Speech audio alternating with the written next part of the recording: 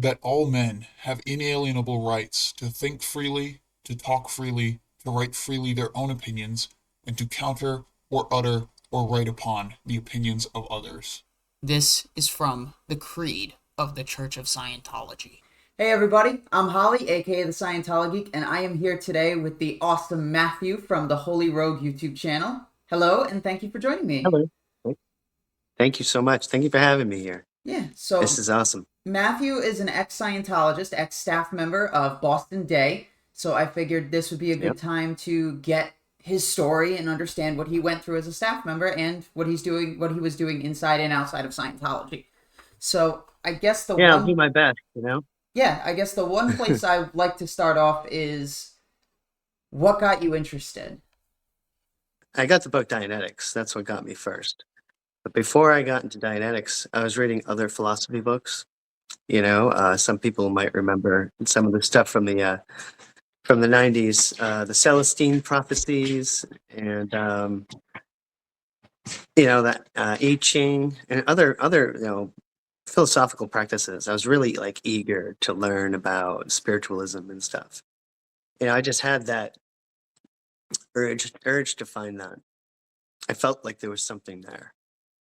And I'm walking through the mall, and there's a book selling stand and a stress test stand. And this Asian girl is there doing the stress tests, and me being kind of attracted to her and stuff. I was like, hey, okay, I'll do this. So I do the stress test, but I'm always thinking deep. And so she asked me, what troubles you the most in the world? And I say,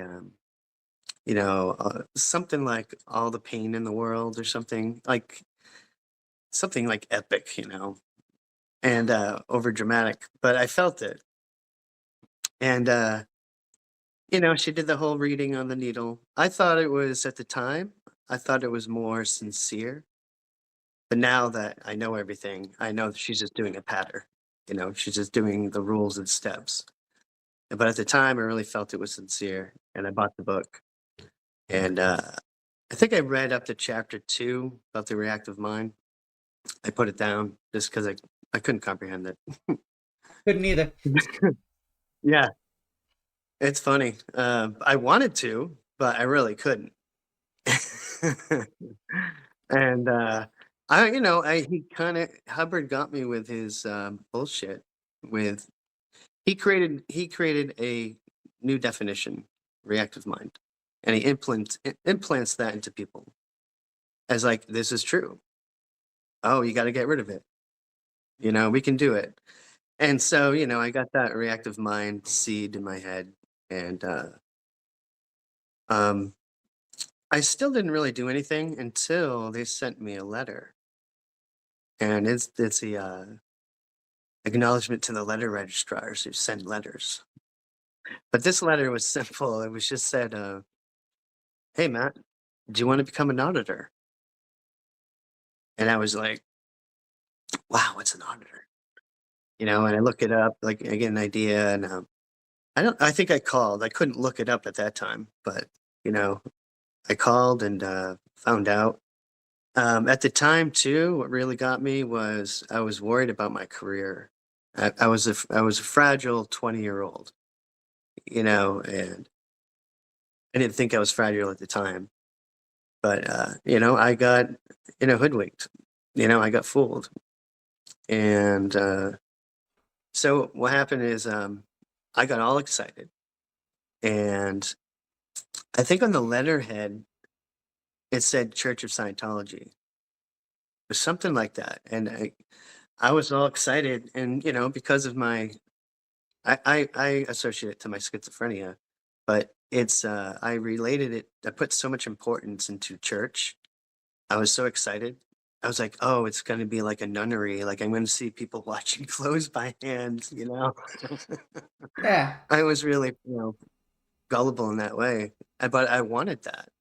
Like I wanted that humbleness, and a place to be for spirituality. And I was all excited. So when I got there, it was really, there were so many things that should have deterred me, but I was persistent. like just the people's character, how they acted.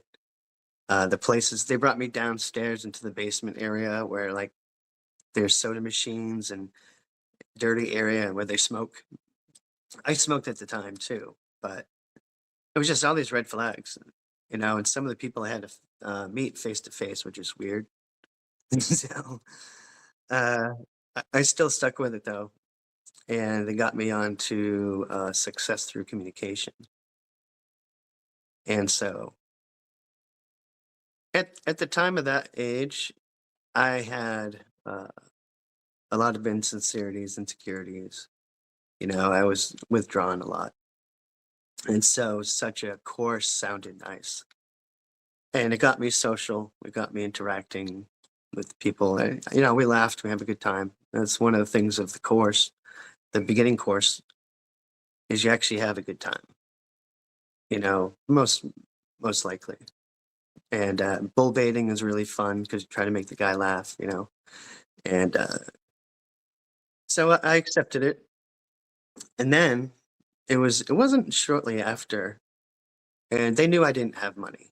I was not a person of money. So it was shortly after, maybe some weeks or maybe some months, where I'm walking out of the org. I have my green trench coat on, and I'm all serious. And one particular staff member, she had a lot of charm and she was cool. But she was like, "Hey, you." I was like, "Yeah." She's like, "You'd be a good staff member." And so I was like, "Staff member? Wow, me?" Like I felt really like admired. Like, whoa, little old me would be a good staff member. Damn. That Meanwhile, sounds anybody exciting. will get hired as long as you have a pulse. Yeah, exactly. Right. So I'm all like, wow, and I'm thinking like, if you were chosen, like, hey, you look like a good staff member. Like, you find out later, we do that to everybody. you know, it's just you got to recruit, you got to get your stat up any way you can. I'm a person with several mental conditions. I've got ADD, I've got the schizoaffective, and then I've got bipolar. And so it's managed, luckily, but back then it wasn't. I had no clue what I had. As a Gen Xer, we didn't have the resources you guys have until we're finding out now. Like I find out what I had 6 years ago. And that's pretty interesting to be like 43 years old and finding out what you have. It answered a lot of questions, but it also put a spotlight on my behavior in the past. I was able to understand things that took place that I didn't understand before, such as staff.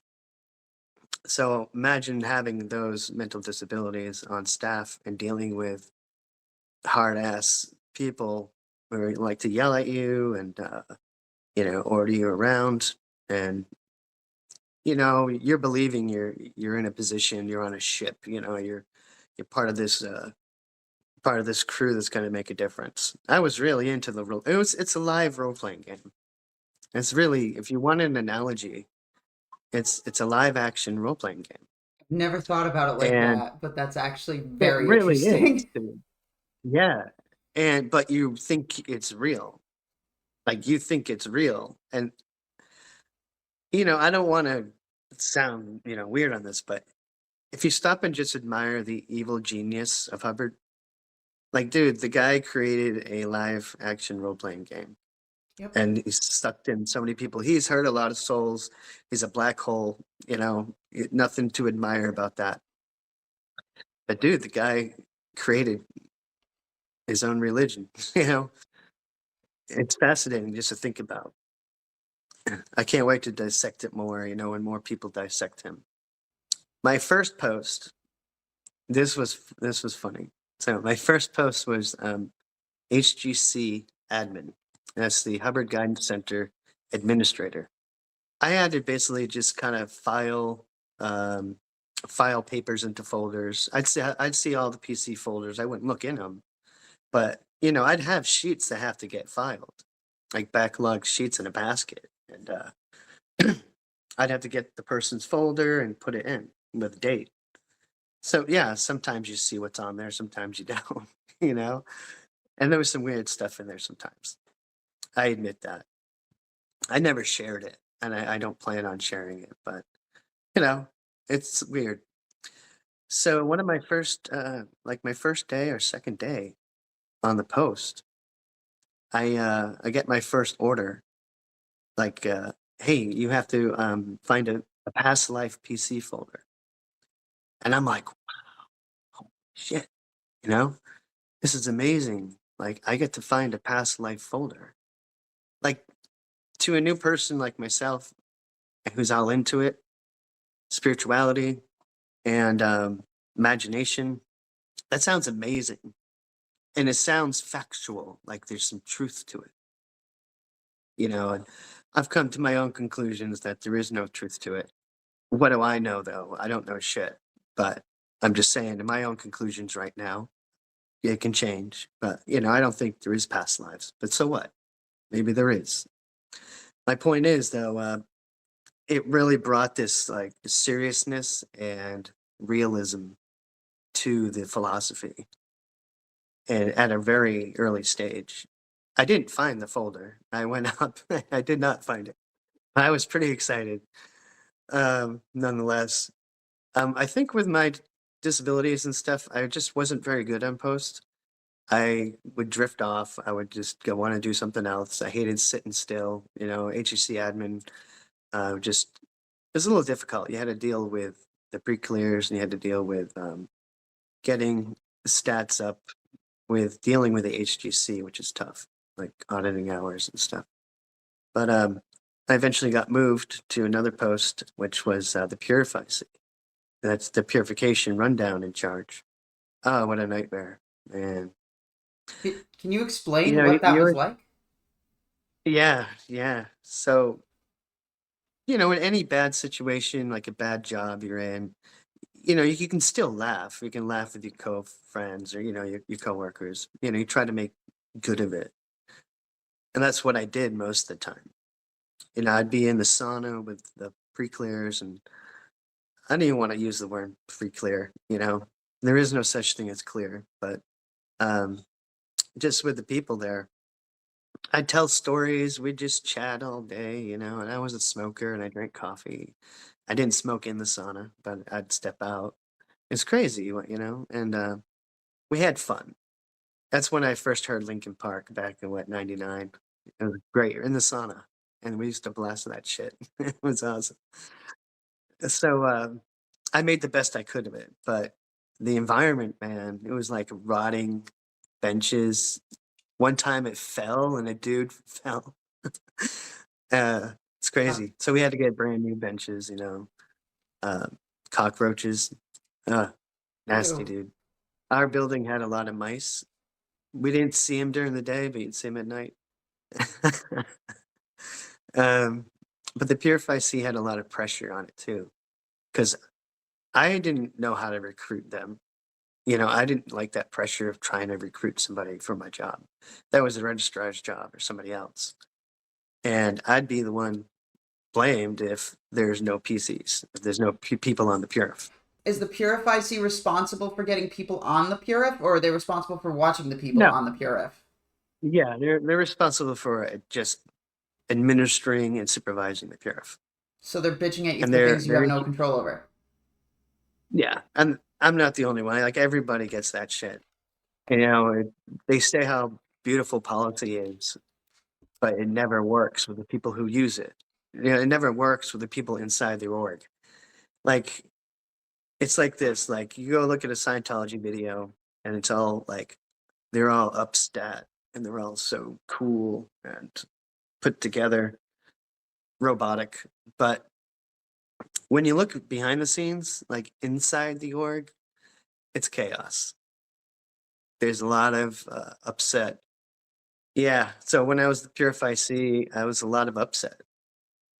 You know, I would be pissed off. I would just be unhappy, really unhappy.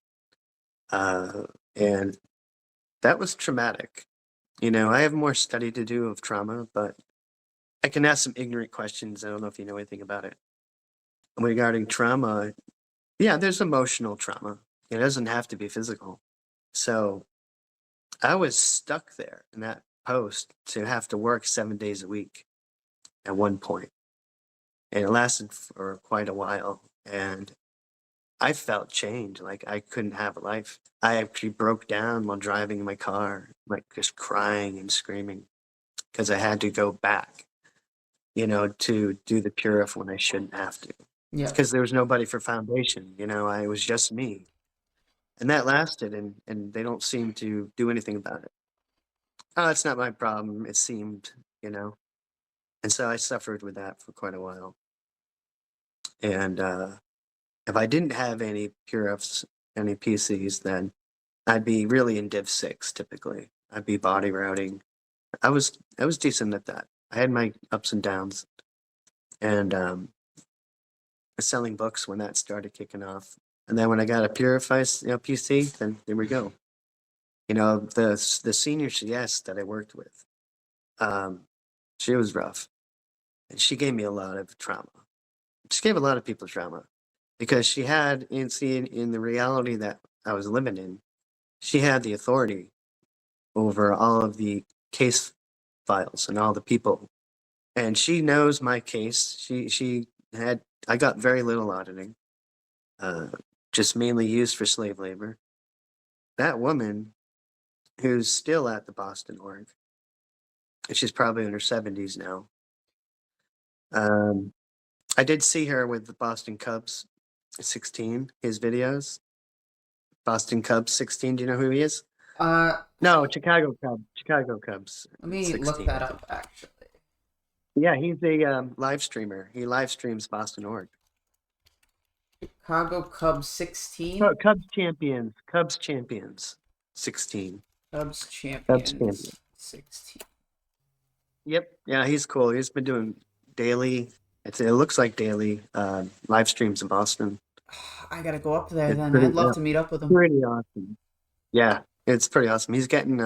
I'm seeing all these people I've worked with, and it's amazing to see after 13 years. Like they're worse, way worse than they've ever been, and they have their top dogs. Like they have their heavy hitters.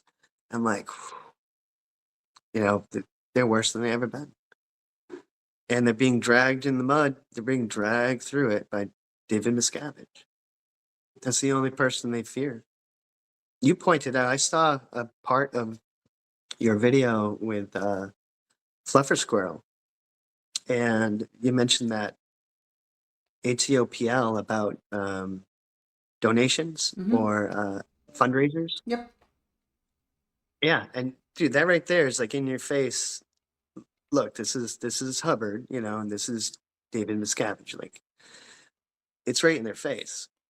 It's sad, really, to see how these people are getting older and older, and they think it's for the greatest good. They're in that belief, just like Lawrence Wright said in his title, "The Prison of Belief," Mm-hmm. and it is. So when in each time did you join staff, and what kind of contract did you sign? Was it 2.5 or 5 Sure, years? sure. Yeah, that was another traumatic shit. So I first joined at 2.5, and I only lasted a year because it was like, what? You're making peanuts. Mhm. You're making $20 a week, maybe less, probably less. I made $5 a week. I made worse. Yeah, no, it's insane. Did you And then supplement your income in any way, or was it all just church? And if so, how did you live off that? No, I had to have a second job. Had to, yeah. So I'd work in like restaurants or coffee houses and stuff. See, I was in my 20s living in Boston, so it was a cool experience in that way. Mhm. Like I said, like you make the best out of what you have. And so I had fun living in a Boston culture in the 90s. It was really cool. And in the early 2000s. And so I don't know, it didn't bother me so much, I guess. And I believed in what I was doing at times, most of the time, even though I was failing at it. So yeah, my first one lasted a year. And when I left, it's probably about a year after. I don't remember the gaps, but maybe it was about a year after where I wanted to try it again, because I still believed in it. I don't know the details if they asked me or I asked them. But that second time was, I think it was 5 year. What The made you third go time was back a definitely second time? because I still believed it. So I lived in a rent controlled apartment Mm-hmm. with other Scientologists.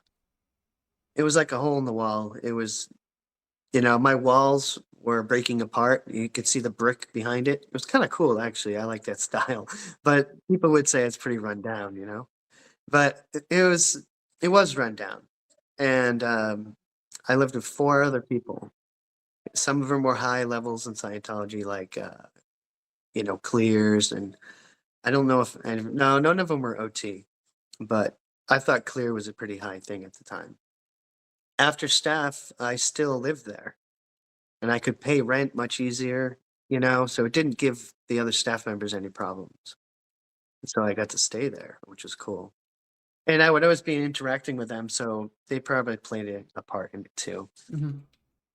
But that third time, this one was tough. This one was memorable.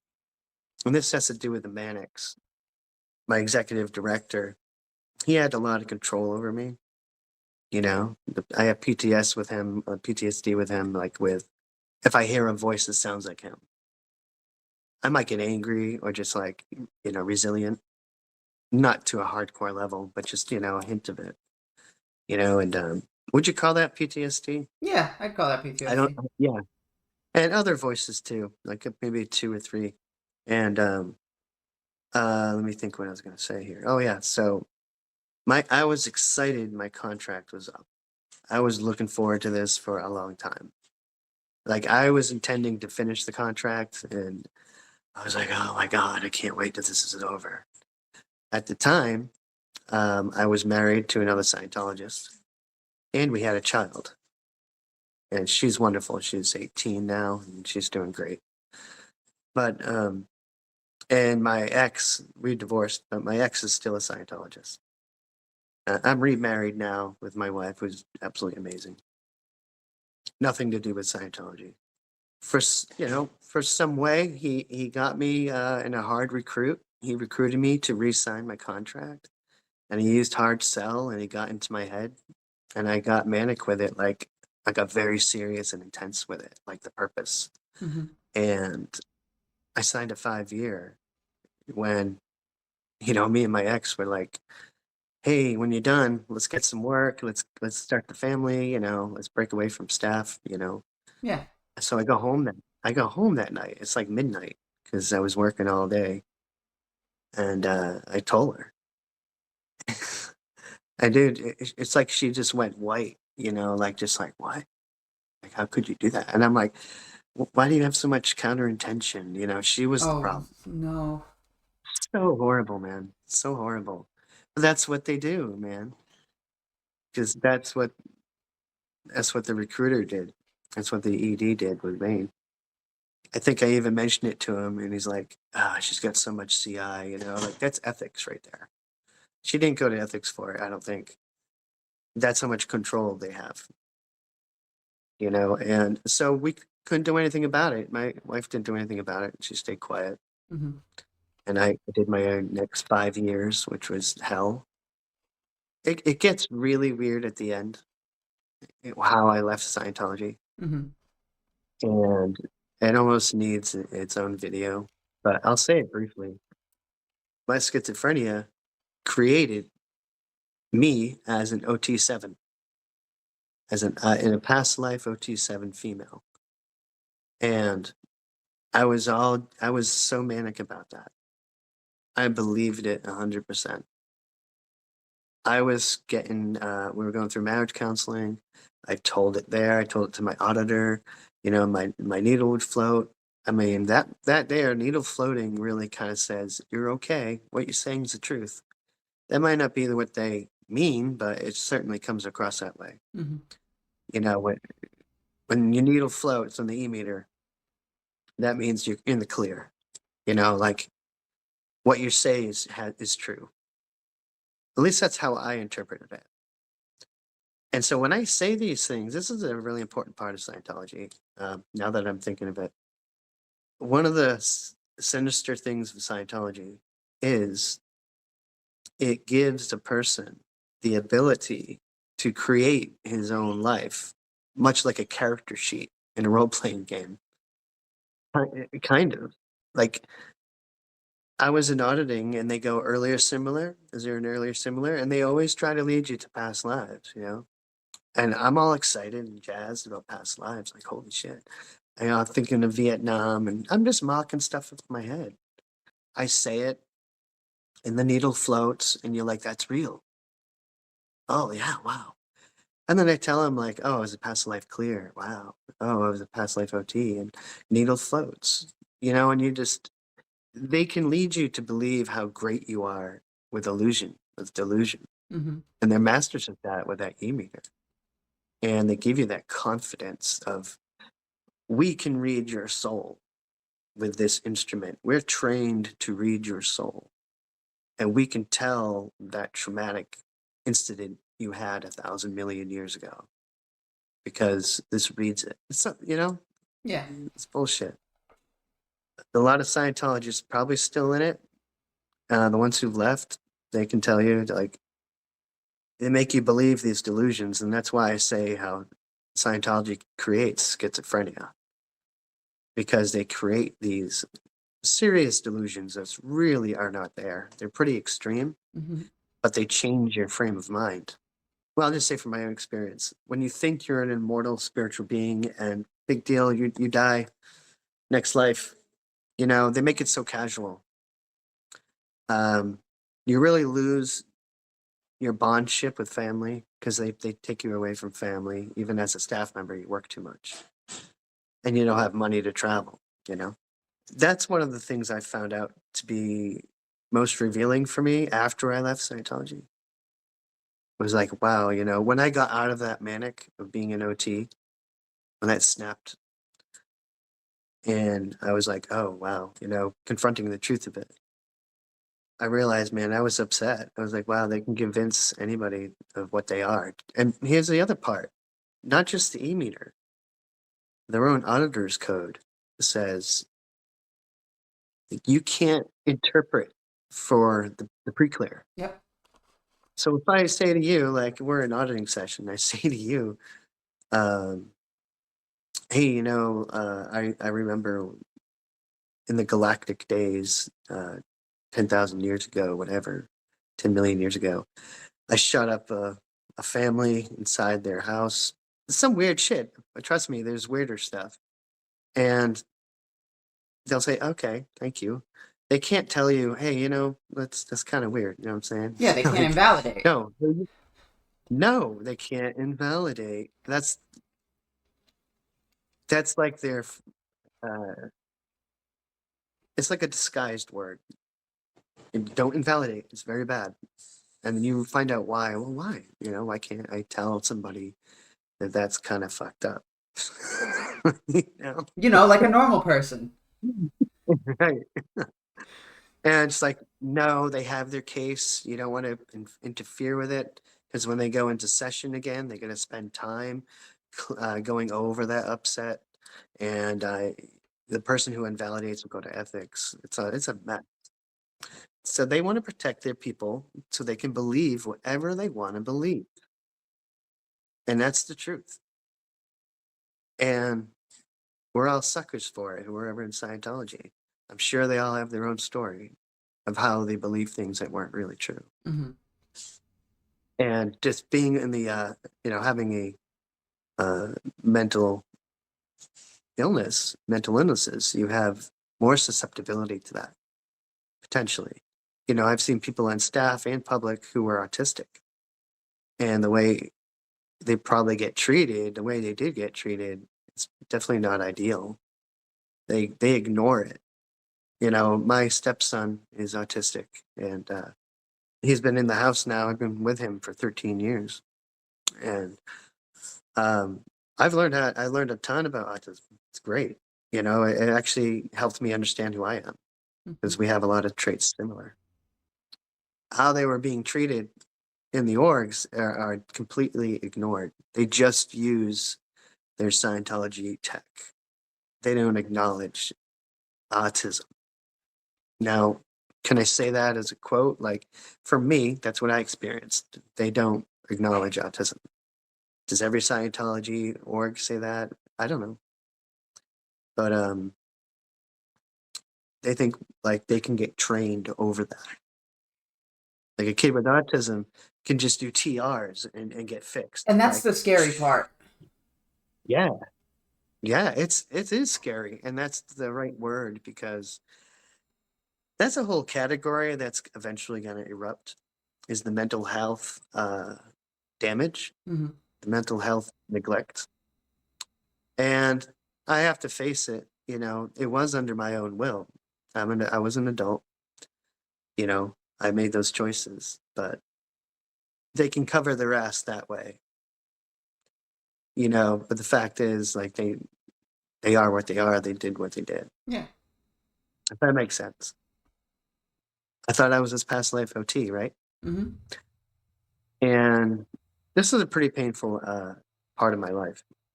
I've been through it, but I won't go too into detail, but I'll say the brief is I divorced my wife because of that.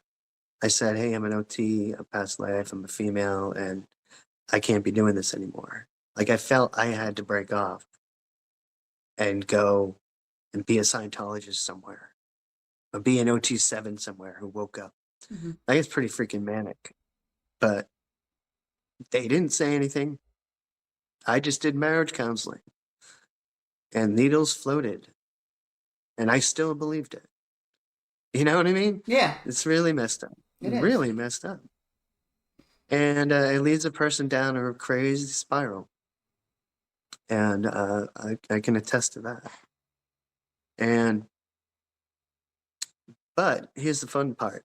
Because of that manic episode, I got out of my house. I got out of Scientology's uh, vicinity, Hmm. and I was detached from Scientology.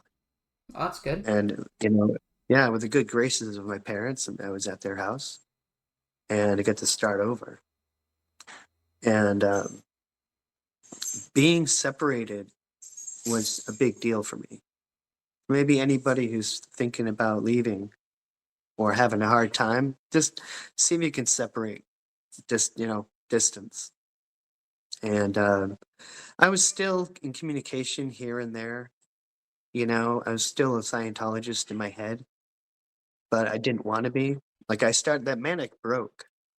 Like that manic just faded away Mhm. when I was here. It's funny how I'm still learning about myself, but when these manic stop for me, it kind of goes, oh yeah, and it just goes back to normal. Like there's no like. Sometimes it just does that, and so for this instance, it did. And so I got reoriented, and I knew I didn't want to go back. It was the hardest thing I've had to do. I left my 5-year-old daughter with my ex-wife, and hardest thing I've had to do. And I have to say the truth, though, it was the best thing I did in that situation. To be honest, my communication with my daughter, who's now 18, is fine. She's going to college. It's great, and my new wife is wonderful. My new daughter, who's now 7, it's awesome. No, 8. Sorry, and it was the best thing I had to do, even though it was so difficult to do. And I think that's what's happening with the other Scientologists who want to leave, who actually want to be out, is you got to go through that swamp. You got to go. You might have to confront like that hard, that hard thing. Like when you have to tell a person, I want a divorce. Like that's super difficult to do. It's the same thing when you want to leave Scientology. It's going to be difficult, maybe, you know, and just get your facts. It's going to be hard, but you can do it. And you can do it way easier now with all the facts you have. all the facts you have. It's so much easier. The Oh, and have a problem distance. That's my point. the Yeah. problem is getting those people to look at those facts. Yeah. Yeah. Well, I know what it's like to have doubt on staff, and it's more common than you think.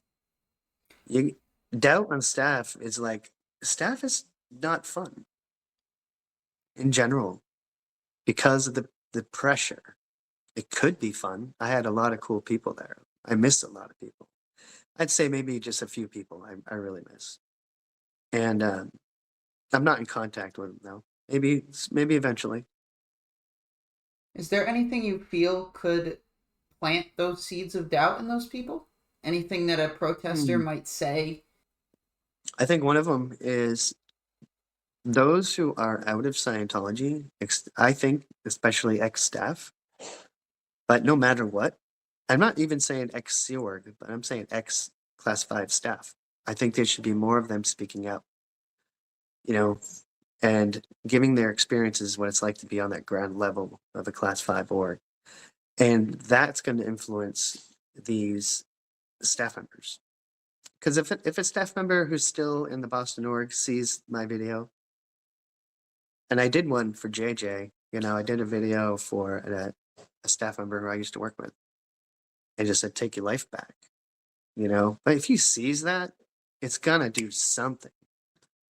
Even if it's going to do something. And the least it will do is give him a problem in his head, because when he goes in session, that's going to come out. Mm-hmm. All these protesting things that these PCs or even staff look at, they're fearful because it's going to come out on the e-meter. And that e-meter works in that way. It is a lie detector in a way, but it certainly doesn't read your soul. I think that's a very effective thing to do. I think to those who know me, who are watching this, and you're not out of Scientology, just look, please. Be sincere like I'm doing right now. Just to all those ex-staff, make your own video. You don't have to be a professional, like I do mine low quality. I like it raw like that. I like it low maintenance. Yep. And nothing wrong with the high stuff, that stuff's really nice. I just don't have the time or patience. But make a video, say hello, say what org you are, say what you experience, be honest. You can say the good things and the bad things, and the good things of staff were the friendships. The friendships were amazing. I think most people in staff could tell you that. Because you're all playing this live action role playing game, and people are at your same age and they have the same idea. Like, why we're making a difference. Like, we're out of the matrix. We're the ones who are unplugged. And that's why Scientologists love the Matrix movies so much. You really felt that. It was a real strong delusion. And it gave you this false sense of superiority. You would look down on people all the time. And it was regular. I'm not insulting you, but I'd call you a wog. Would say, Yeah. you're a wog. And I apologize if that offends anybody, but I just want to be honest.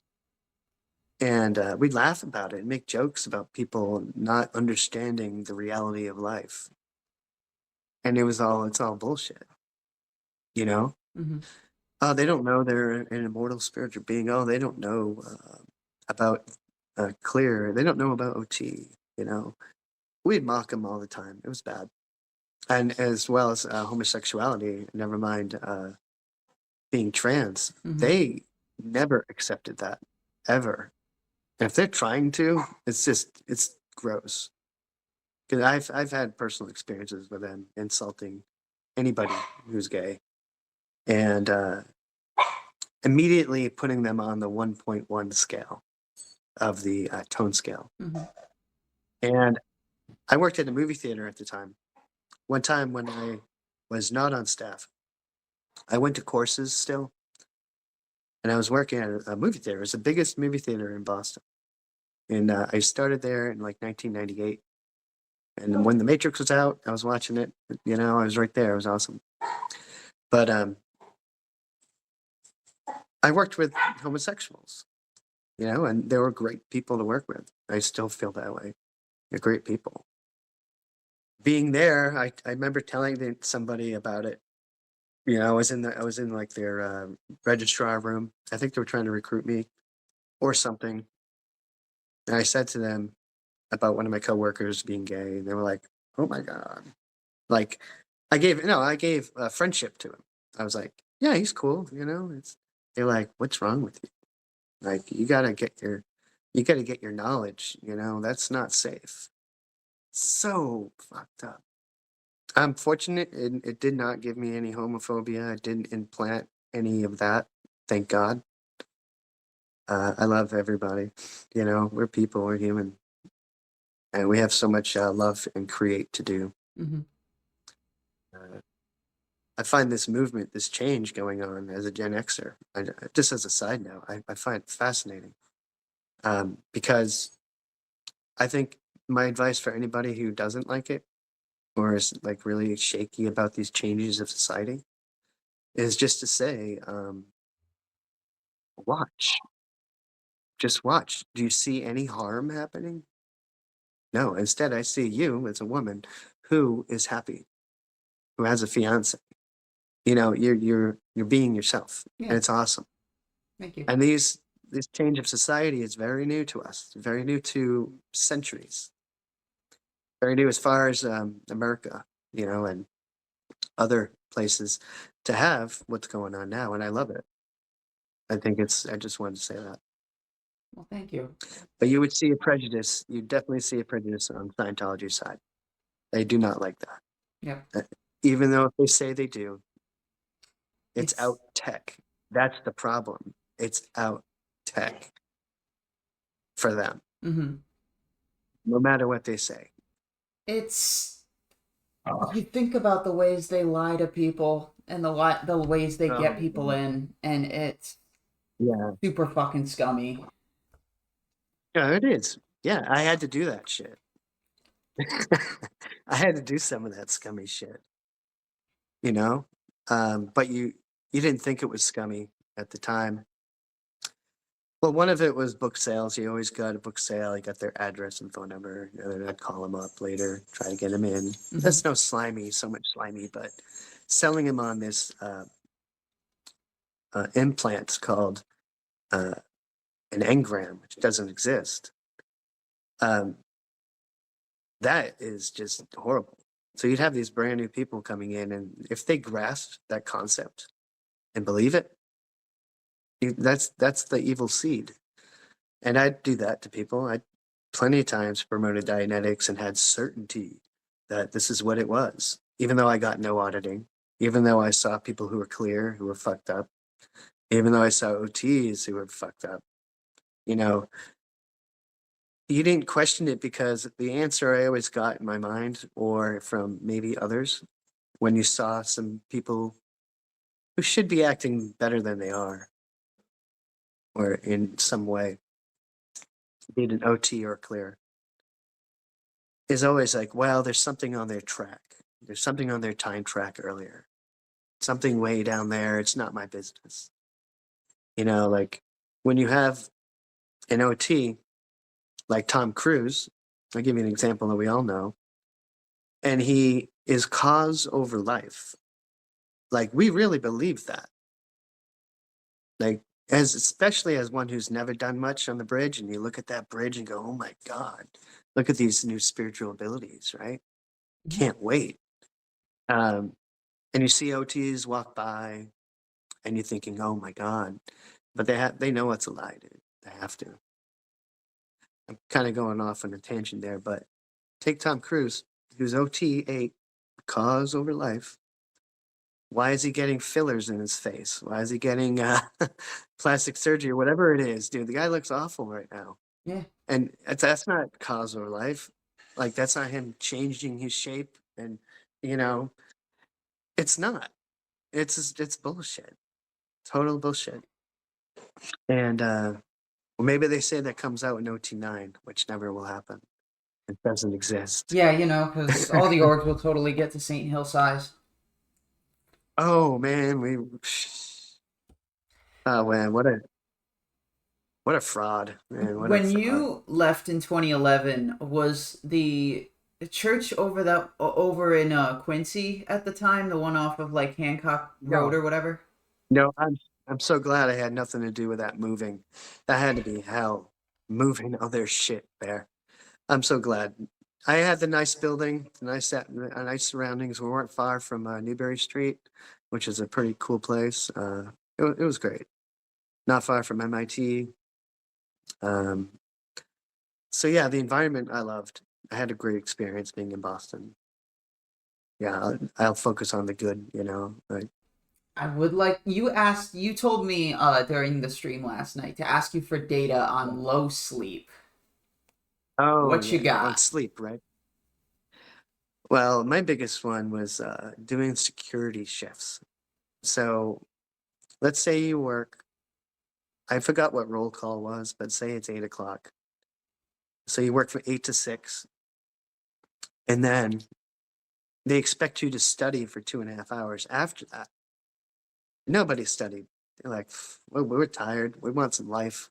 Some people did because they were forced to. Maybe some people did because they wanted to. They can't exclude them, but a lot of people didn't want to, including myself. And if you after course or in the nighttime, um, on the weekend, it was like because I was on day. It was like I think it was for Friday, Saturday, and Sunday. We had to do security shifts. Mm-hmm. So imagine you do your post with all that stress. You just want to go home, man, and chill, unwind, but you can't. Because if you didn't go to class, if you didn't go to course, and you went home, maybe you chilled for a couple hours, but you got to come back and do a security shift. So you got to stay up all night, all the way to like 7, 8 in the morning. And they expect you never to sleep. You know, you I would be exhausted. If I didn't get into my manic or some good stuff like Magic the Gathering or comic books, Mm-hmm. or but a lot of times we'd sleep. And then we'd be in auditing or something and they'd get found out and you get in trouble. It was bullshit. That's how you have to sleep. And they did try to fix it. They put two people on at the same time so we could take shifts, but it didn't always work. And we'd still get in trouble. Um, and then they started paying us, I think it was like $40 a shift, which was better, but it didn't handle our problem of trying to get some life. We still had to work a second job. Mm-hmm. Um, but there were times when after the security shift, you'd be asked to be on post. Ugh. And oh, dude, you want to talk about like that was painful. It's pretty abusive. It just is, whether what the intention was or not, what the mentality was or not. It's abusive, and what effects it has on a person, I'm not exactly sure, but I'm sure it's suggestions, more control, all that. Um, so I'd go back on post after no sleep or very little. It was hell. That's all I want to say. Because when you talked about sleep deprivation, it's definitely there. I've seen it with others, and myself. That's what I can say about that. Nothing huge, but I think it's important though, because there's staff members who know what I'm talking about. If Mm-hmm. if they're watching this, Yeah. there's staff members who know what I'm talking about, and they go, "Yeah, that shit sucks." And I'm assuming they still do security shifts. You would know just by going at an org, and like you might see them inside, or there's always somebody there. They have to, even if they have a system set up. Can you tell me about your experience as a bookstore officer during the Oh Basics yeah, yeah, release? yeah, man. Woo! So this is during the time when I'm all like gung ho, like I'm this powerful Thetan, I'm this powerful OT, and I believe it. So, I kind of I feel it. So I'm acting it, and personally inside. I'm not kind of saying it out, you know, but I feel it. And when the basics came out, the golden age of knowledge, they actually recruited me to be the bookstore officer. Now, to be honest, in my life, because of my conditions, it's hard for me to take high levels of responsibility. Mhm. Like I don't take positions of a job. That's too much because I just won't handle it. You know, maybe for a period, but not constantly. Yeah. And whether I just get pissed or want to like break away or whatever. So I got in a very high position during the golden age of knowledge, and I took it really serious. I was like really excited. So they brought us to LA, and we did the whole confidential agreement thing, you know. And they talked about the basics. They showed us the printing room, you know, where it's all done internationally. And honestly, I didn't get much of it. Actually, this is when they started training all of the staff on how to sell the Dianetics book on the street. But here's the shitty part. Like, it was such a robotic pattern. It was so robotic. Do it like this exactly. And you couldn't do it different. Yep. And some people there from other states were kind of like, dude, they couldn't get it. It was like, new people, probably new staff. And it would be like, when your needle reacts on the stress test, I'd have to say like, that right there, like all excited. Yeah. I have to impinge on you, so it makes you think, and they just trained you to be a robot on that, and it worked. We'd sell books, and sometimes we wouldn't. But that trip in 2007, we got drilled on that pattern, and then we were going to go back to our orgs and, ignite it at the orgs, and which we did, and we had success at that until we came along, right?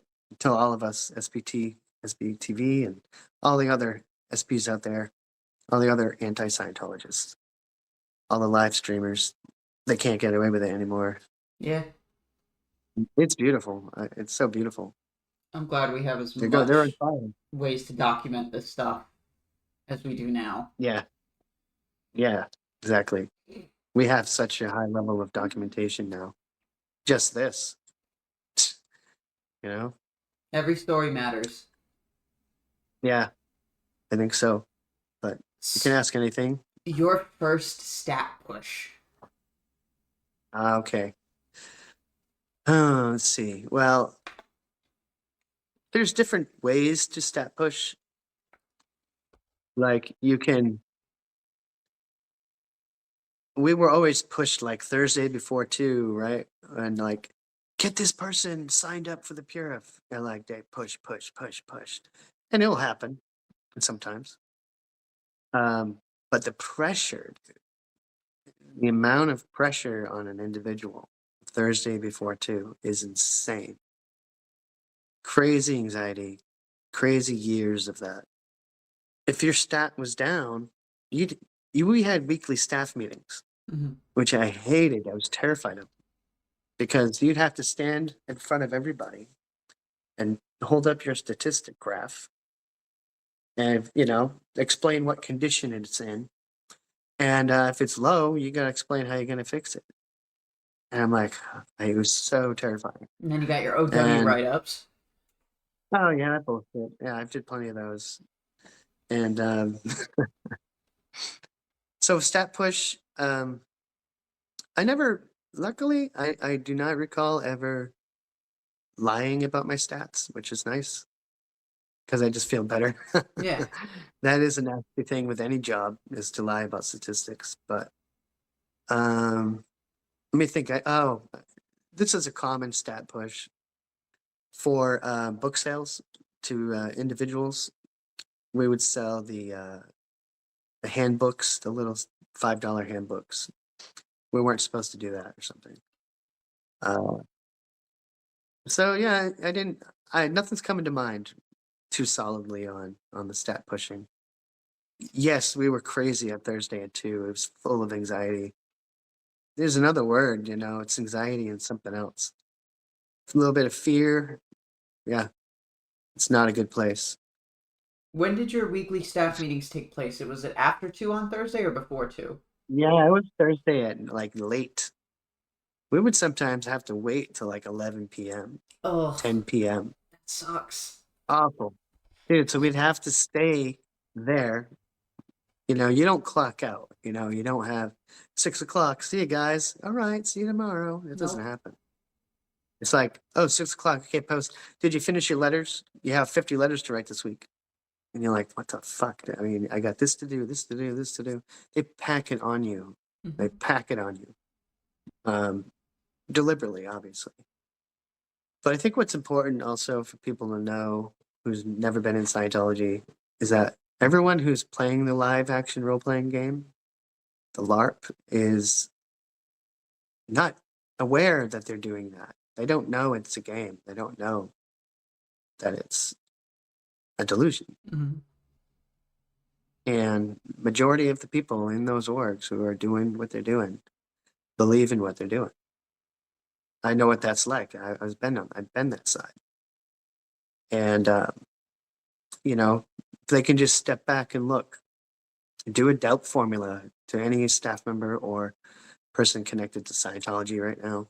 Do a real doubt formula that even L. Ron Hubbard wrote out. If you do that doubt formula with sincerity, you're going to be on the side outside of Scientology. Because when you look, it makes you look at both sides. And I never like this with the doubt formula, because you'd have to do it as reprogramming when you get in bad ethics. In certain situations, they make you have to reevaluate who you are. Yeah. And, it's fucked up. It's a real reprogramming. It's really crazy. And the doubt formula is a part where you have to honestly look at both sides, which means Scientology and whatever other side that you feel like you're in doubt about, like not being on staff or being on staff. And we've never been able to take an honest look at the other side. It's always been very one-sided. Your ethics officer is over you. If you don't write something expected, it's not going to go well. So now you can, I'm talking to anybody out there, now you can do a real doubt formula because you have all the data. Yep. You have so much here. You can look at the reality without any filter. You don't need Scientology telling you what you can look at. Why can't you look at things that are hard to look at or uncomfortable? You're supposed to be trained to do that. So when they say you can't for protection of yourself, it's bullshit. One of the biggest problems that I perceive that the staff or Scientologists are getting by looking at this material, if they're still in, Mhm. if they're afraid of being found out. And that's an honest fear. It's a real honest fear. It's scary. Because a lot of weight is on that. You feel like you lose all your friends, you're going to lose this and that. You lose your eternity, Mhm. So, I have empathy for them for sure. And I strongly encourage them to do an honest doubt formula. You have so much data now. Just do it with your own integrity, just like Scientology says. Go ahead and do it and see what happens. It's time for truth. Truth is out. It's time to be honest. You have no more excuses, and nobody does. They can now see what Scientology is on the outside. They can see it. Yeah. They can see it from the inside. It's just going to get worse. Numbers are going Wait to go till we down. get staff. Hey, wait till this. I'll put this seed. I'll put this seed out there if it hasn't happened already. It'd be It'd be awesome if it was happening rampantly. Is wait till staff members start recording Oh. because they want to leave. They're like, "Fuck this! I'm going to get some juicy stuff, Mhm. and I'm going to get the hell out." That would be awesome because that is evidence. We want evidence of this is what it's like, not this is what they say. Yeah. And we have so much evidence, but in the inside the org, deep inside the cave, uh, that would be good to record. And it can be done. It can be done. You have field staff members who go in, the trusted field staff members. They can do the same thing. New public, if you feel like you've gotten their trust, it is covert. That's what you have to do sometimes. This is a war. These are battles. We're fighting for people's sanity. Yeah. Just to keep it simple. So yeah, anything, if I can give you ideas, if you have ideas of how you could covertly get data inside the orgs, you guys could. If you're a staff member on the edge, you're okay. You can leave. You're safe. People will not like you for a while. The people that you like, the people you're around with, but you'll be fine. Especially if you have family or friends you can rely on or go to. Yeah, I got, so much to say. The main things I have are protest points. Those are my biggest Sure. way to try to get stuff out. I don't. Yep. I mean, I've seen Reckless Ben. Have you ever heard of him? Heard of him, haven't seen him though. Yeah, he did a 10-part series where he kind of infiltrated. Oh. And in that's fact, dope. he signed the Sea Org contract.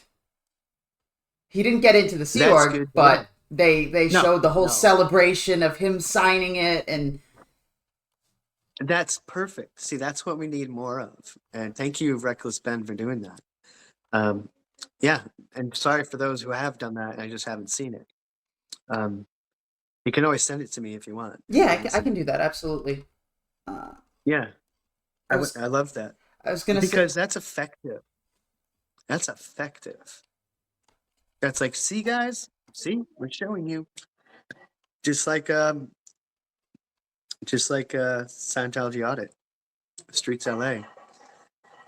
He's showing us, man. He says, "Just all you gotta do is show."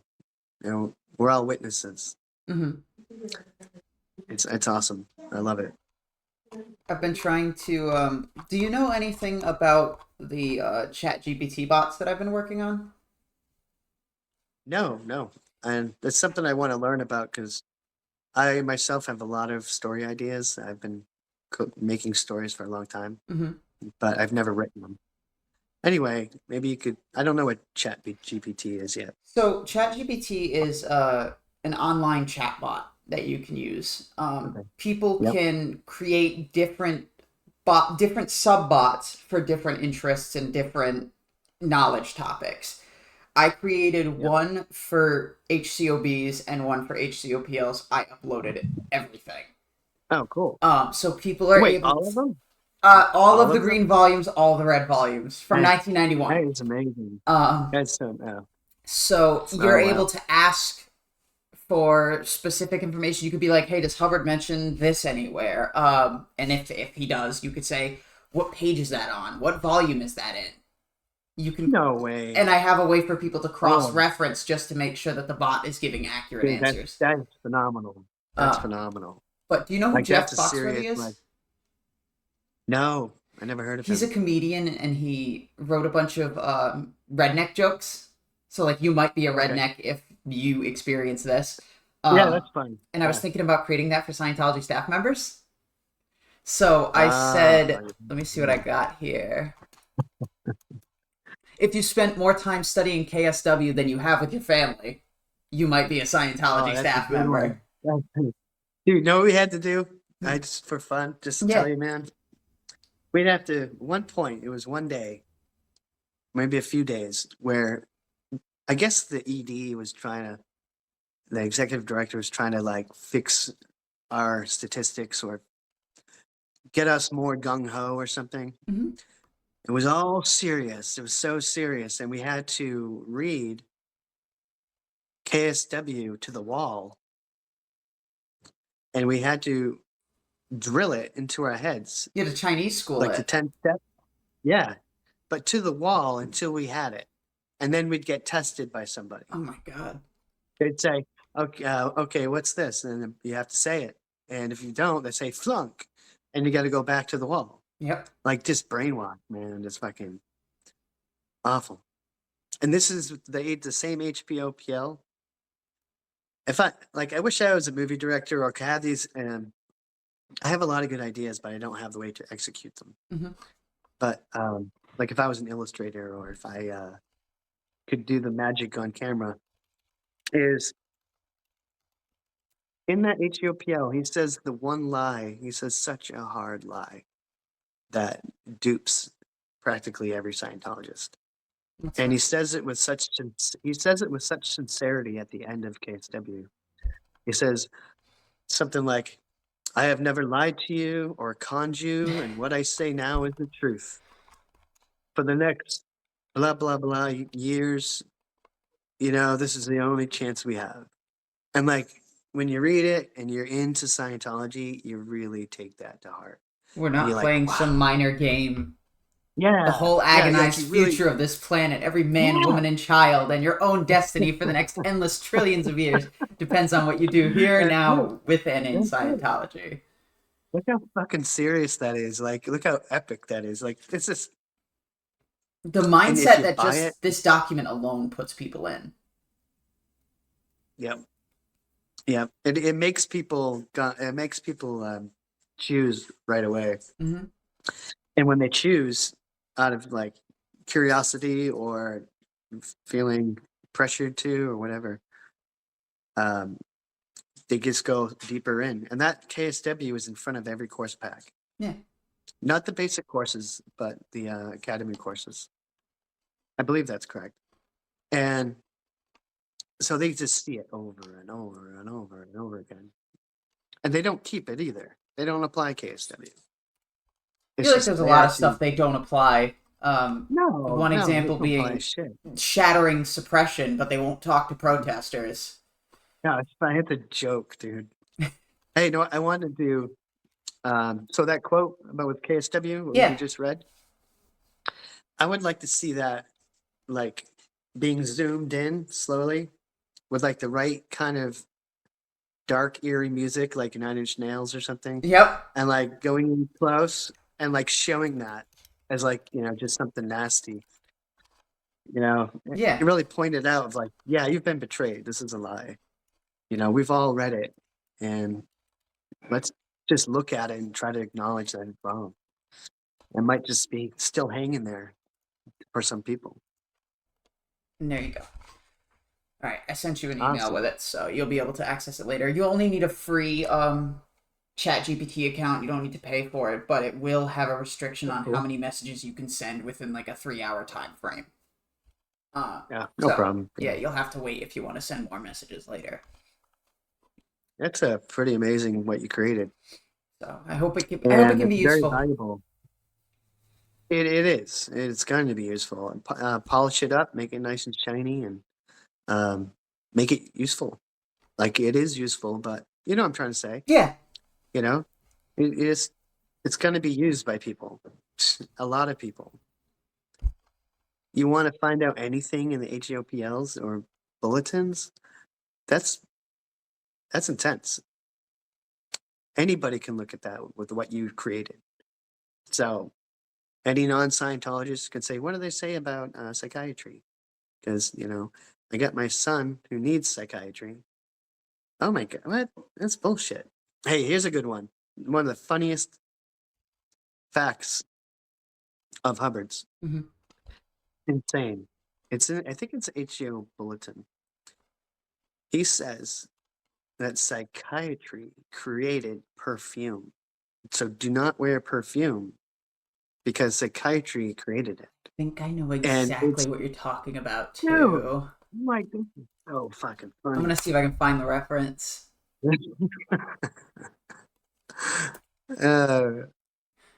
The fragrance that is being thrown around by the psychs in the marketing advisory agencies is a heavy corrosive and is probably responsible for much of what they are calling allergies.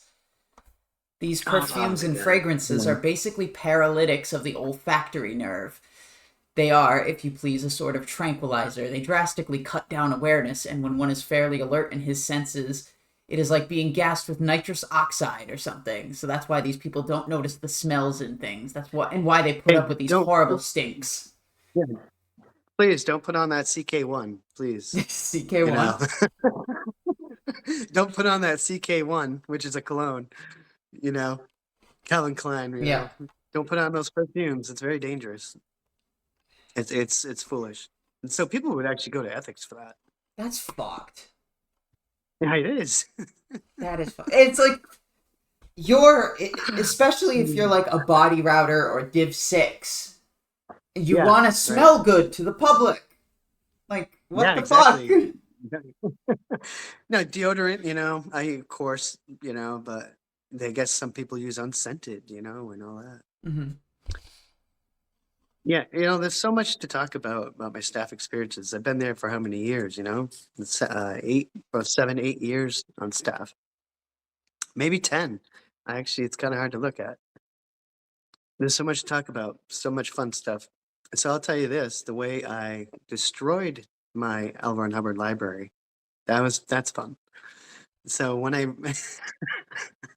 Let's hear it. I'm ready. it's an effective way. It's not crazy, but it's an effective way. It really worked. So I didn't have an immense thing. I've never been like loaded, you know. So I had maybe like 8 books. I had some um tech dictionaries and shit. I should have kept maybe that, maybe not. I don't want it in my presence. Hmm. And there were some other basic books I had. But when I finally really got it, which is in like 2014, or the time when Lawrence Wright put out his book, Going Clear, Yeah. that was around the same time I really, really disconnected.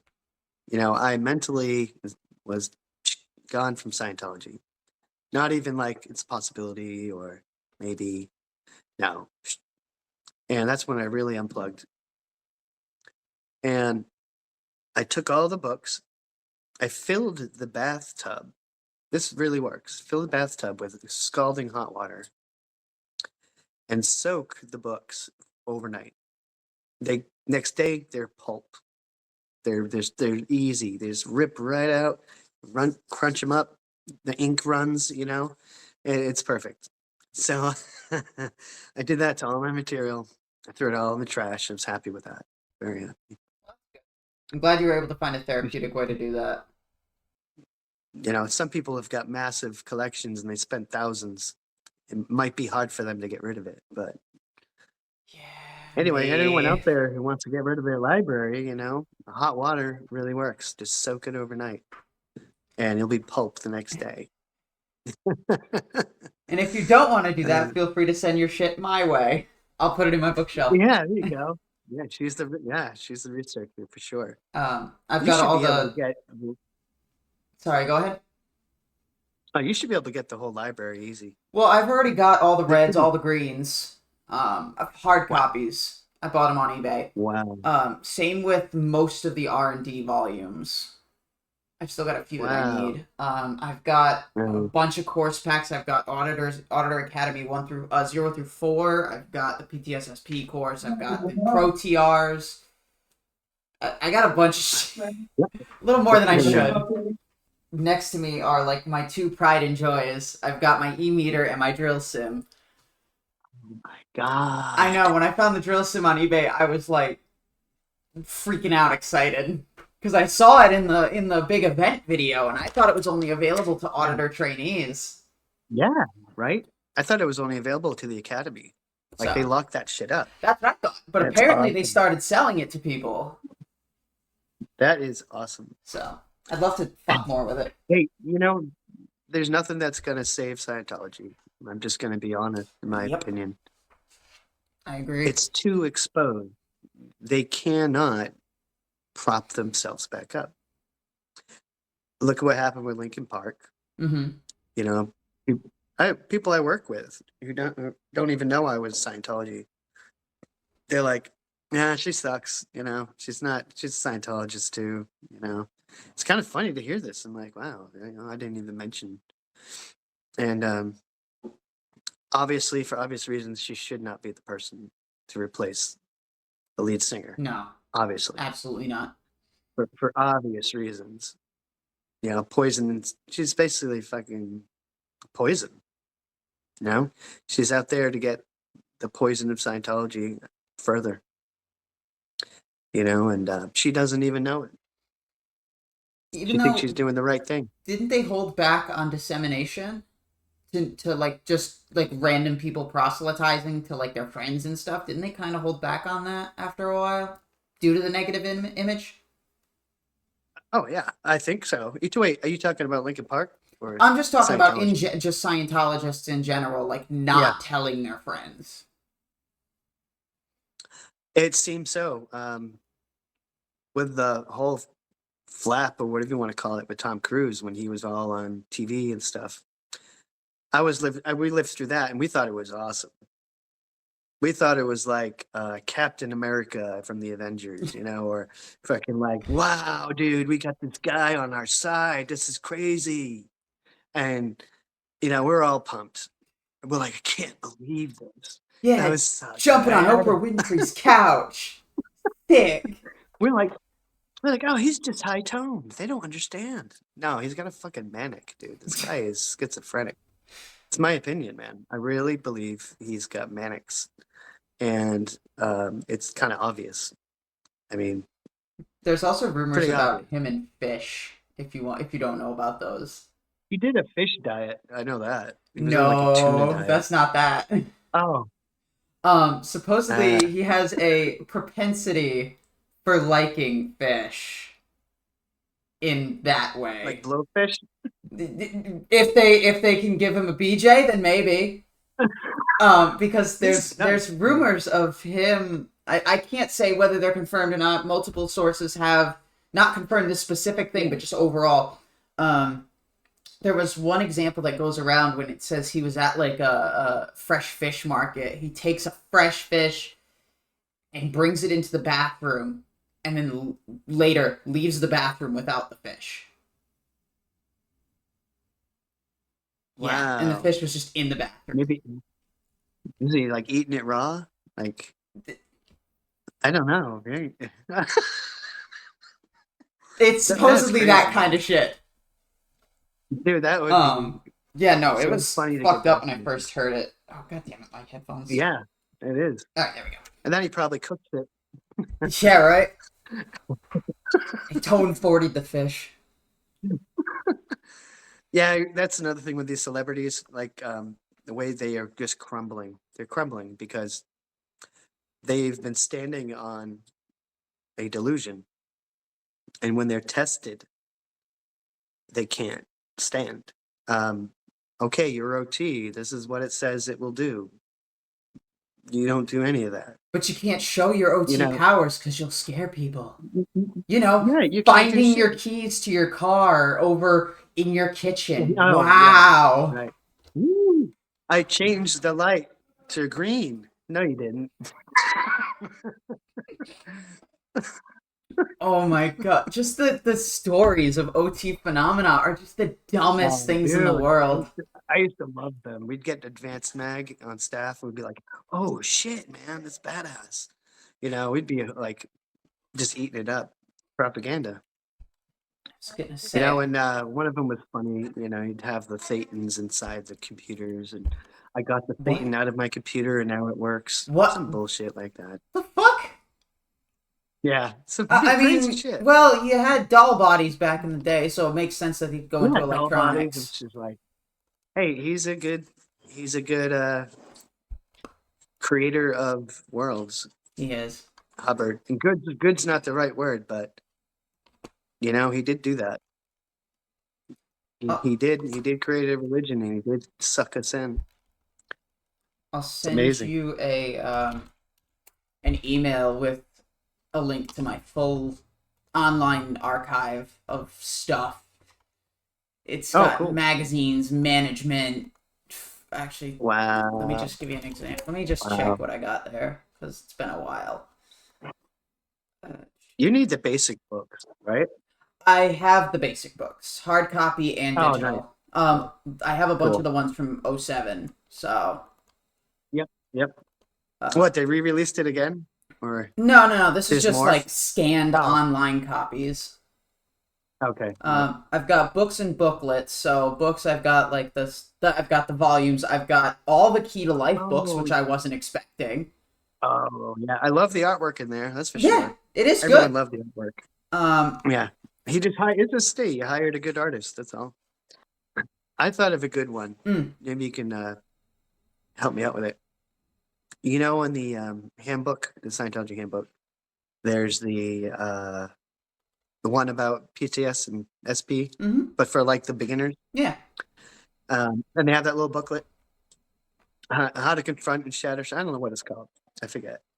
Well, it goes over with in pictures, like the different types, like PTS type 1, type 2, type 3. hmm Well, when you look at the type 3, I remember it showed as an illustration a guy looking really terrified around his shoulder. And he was like, like there's things around him. I want to do that picture, type 3, and really say, careful, there's body thickness all over you, because that's what they created. He is creating type 3. Like Hubbard has created type 3 on people. He's created insanity where they think they have spiritual beings all over their bodies. I've never heard of such a thing in my life. yeah. Maybe that's why it's so. It, but it can Anyway, almost be related to people can think of it like demons. yeah, that's true. It's true. And also, but to the extent, for example, I am after on T4, you're gonna audit telepathically. So you're just doing it in your head, Yeah, all the which druggies. makes you crazy as well, right? What the fuck? I'm gonna audit the druggies. Like I can only imagine what kind of drugs they did. If like, oh, they had pot back then over there, I was about to say, in yeah, what kind of intense shit did they have trillions and trillions of years ago that'd be better than anything we have on Earth now? I I would laugh if it's the person who did the auditing was like, oh, cocaine, pot, acid, like all the stuff we do here. Yeah. But in a different galaxy, obviously they wouldn't have that. Anyway, it's pretty hilarious. And I could not even imagine auditing that. There's got to be plenty of people who are OT who are just going, what the fuck am I doing? Yeah. Those people need to be contacted. They are. They're slowly. We got to get them. I'm waiting for the big exodus. We're seeing an exodus, but it's not bursted yet. Like I'm waiting for like half the staff to leave. I think that mass exodus is going to happen when one, it keeps on rolling like it is. This fire is just growing and growing. Yep. This fire started really the landmark seems to be with Streets LA. That's what I know it from. He really got the ball rolling. hmm And not to discredit the people before him. Trust me, there's veterans who are badass. You know, Yeah. we know who they are. But Streets really just got it started. It was dope. I was gonna say I've always wanted to protest in LA, but I just know that if I did, I'd be more likely to get fair gamed and harassed. I'm kind of glad that I'm in this I little don't. section with just a couple Yeah, small orgs. yeah. Like a role. Like, do you like video games or I role playing games? do. Yeah, me too. So it's like a character, right? It's like you gotta play the position you like. I love playing rogues, so I'd be a rogue. Same. And yeah. So my name Holy Rogue is based on D&D. Like having a cross class between a rogue and a cleric. Yeah. That's something I never see. I never see that. So think about a badass rogue in my own style that I like, who can like lay traps and do all kinds of shit that's against darkness. hmm Now it's pretty dope. It makes a lot of interesting stories. And you have your strategy, man. You're gonna have your strategy, and you do your strategy. You don't have to copy anybody. You be like, yeah, I'm a rogue. I fight from the side here. I set up my traps or whatever. Yeah. You do your strategy. And your strategy is insanely good, by the way. You created an amazing machine there. Like polish that up. Whatever you got to do, get it out. Yeah, I'm Get it working out on there that. like you do. I, Yep. I have to reformat the Everyone entirety can. of the index volumes specifically because they're not getting read properly by the computer. So I have to rewrite them out entirely in a text document. Oh, is that insane? It's a lot. Originally, I had reformatted all of the tables of contents, Yeah. but that wasn't enough. So Hey, bit by bit, yeah, it's your baby. I'm almost done with the reds. But Oh, I nice. finished the green alphabetical. I finished the red alphabetical. I'm working on the red subject index, and then after that, I'll be able to go to the green subject index. Yep. So And unfortunately, I do look down on myself. I'm working on it. It's just a phase I go through. mhm. And I look at my past videos that I've done. I'm like, I cringe. I'm like, I don't know. I do the same But then thing. the content, But there's nothing you can do the about it. It's content already is out there. there. Exactly. Yeah. I'm like, yeah, it's fine. It's my truth. Hmm. I'm gonna be 50. I don't care. It's time. And I say to anybody out there too who has been involved with Scientology in any way or is still, just remember you're all witnesses. You're all witnesses, and just see what you see. You don't have to say what you see, but just acknowledge it. One of If the. you, I saw. Hmm? Mhm. What were you saying? Sorry. Oh, go ahead. No, it's okay. Go ahead. I was gonna say my brain was taking that point as like the reference to Hubbard's definition of integrity. Oh, That's one of my protest asshole. points, is The talking same. about how integrity That's the works. psychology of it. Like, I don't know the psychological terms of these things, but when you hide behind, a good message, it's like the mob boss who donates to all the charities. It's just kind of the same, like way to happiness, and this, we're hired, this is who we are. Yep. And it's far from it. It's far from it.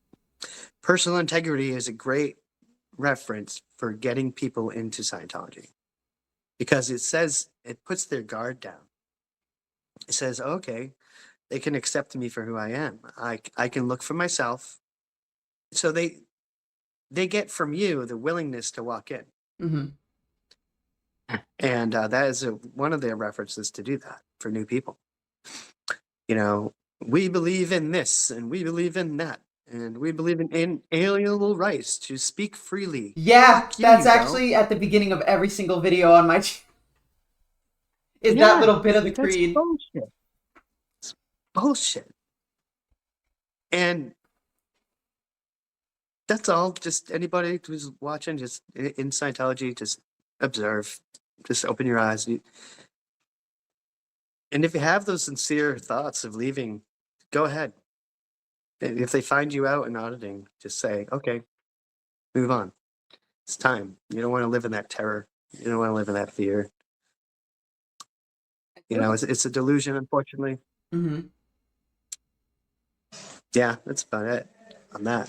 I do have a What are you question. gonna say? When you, Yeah. I'm trying to think. I'm not thinking about like your communications course stuff, but how far did you get on either side of the bridge? Oh, yep. So I did my Purif, obviously, because I had to. And then to be at the Purify C is the farthest I got, like to the requisites. Hmm. And so I just did objectives. So I got up to Purif, and TRs and objectives. Okay. And that's it. I remember trying to get my drug rundown, but then I couldn't do it. I was bringing up all this kind of shit about my past life stuff, and I was all over the place. A person with what's the phrase? Just to say, with mental illness, especially with the awareness we have today, extremely hard to survive in there. Yeah. You I can know, only imagine. yeah. And then you've I got. highly advise anybody who's got people who are, what's it called? Mentally diverse. What do they Hmm. call it? I Neurodivergent. forgot that term. That's it. That's it. And you got loved ones in Scientology with anybody who is neurodivergent. You take a close eye. Maybe you think it's helped them. Maybe it has. You know, I'm not going to say it hasn't with the TRs. Who knows? But understand that Scientology does not treat neurodivergence very well Mm-hmm. at all. They are concrete on what the mind and soul is in their culty ways. And I would never bring anybody there to help fix any neurodivergence or any mental treatment. I've been to psychiatry, so that's another story too. And that's the You thing. know, that's a It's great topic. is I, their opinion of psychiatry. Like they think everybody who goes to a psychiatrist is just getting electroshocked and drugged all the fucking time. yeah, And they don't yeah, exactly. realize that fucking talk therapy exists. And it analyzes more than auditing ever could. But they don't know what an engram is. Don't you understand? It's the engram. It's not even a real thing. It's not even a real thing. Like when you see the clear cognition, Oh, I that blew know. me away when I looked. I was finally like, oh, I get to see the secrets that, that crossing that line on the internet Mm-hmm. was like exciting. Yeah. And you're like, oh, what's a clear cognition? And you're like, oh, this is what it is. I'm just not mocking up my I've reactive been, mind anymore. It's the dumb, like, how do you know you don't mock it up because you're like, it's not there. It but never existed. you're also told that it's been there for your entire life, so you're not even Right. intentionally mocking it up. It's not like you could just stop. Yeah. Right. But you realize like, actually, yeah, there's nothing there after many hours, after hundreds of dollars of Dianetics auditing or whatever auditing you're going to do. Mm-hmm. And, the real hoodwink, the 1950s fucking hoodwink, it's so old school. This is my opinion, it's the way I perceive it. Tell me what you think. Is he gives a false definition, a created word, Mm-hmm. and puts all this detail into it. Like, woo, like the mechanics, how it works and everything. Yeah. And so you invest in it. And you believe it. You see, you believe a concept. It could be true, it could be not true. But nonetheless, the person's going to run on it. It sounds Until, like science. they realize, yeah. So it gives you this invented word, and you want to try to get rid of this invented word. And you try, and you want to save the planet from this invented word that doesn't exist. And it's so fucked up. Those who are clear should just look at themselves and say, am I this? If the ones are OT, they should just confront themselves and be honest. It's like even just reading Dianetics for any clear, they're like, do I have the abilities or the cures mentioned in this book? Have I been cured of anything? Dianetics tells you. No, what's funny is that about that too is Dianetics is the first book, and supposedly it got better and more advanced with Scientology auditing. So if Dianetics can make clears, then certainly Scientology can. So a person who's doing Dianetics can go clear, and if you can't get those descriptions of a clear, which they describe in the book, I mean, come on, it's pretty obvious. As a staff member, as a public, I'd see clears who are just as messed up as anybody else. You'd see clears who, nothing against overweight people, okay? Nothing. Mm-hmm. But you'd see them supposedly, because Scientology had something against overweight people. They'd always talk down on people. Oh, he's a down stat, or he's this, some nasty shit. And anybody can look at that book and go, okay, this guy's obviously got physical issues. He shouldn't. He smokes like a chimney. He shouldn't be. He forgets. He's not that successful at his post or, job. It's like it just doesn't match. Is that how you It's very, felt very simple. in your living situation when you were living with the clear? No, we didn't talk much, but he was a hard ass. He was he was cool, but he was a hard ass, and he was the supervisor on the foundation, course supervisor. And yeah, actually, there are a couple of times. There are a couple of times. Yeah, I don't want to get into it right now because it's kind of perverse, but Okay.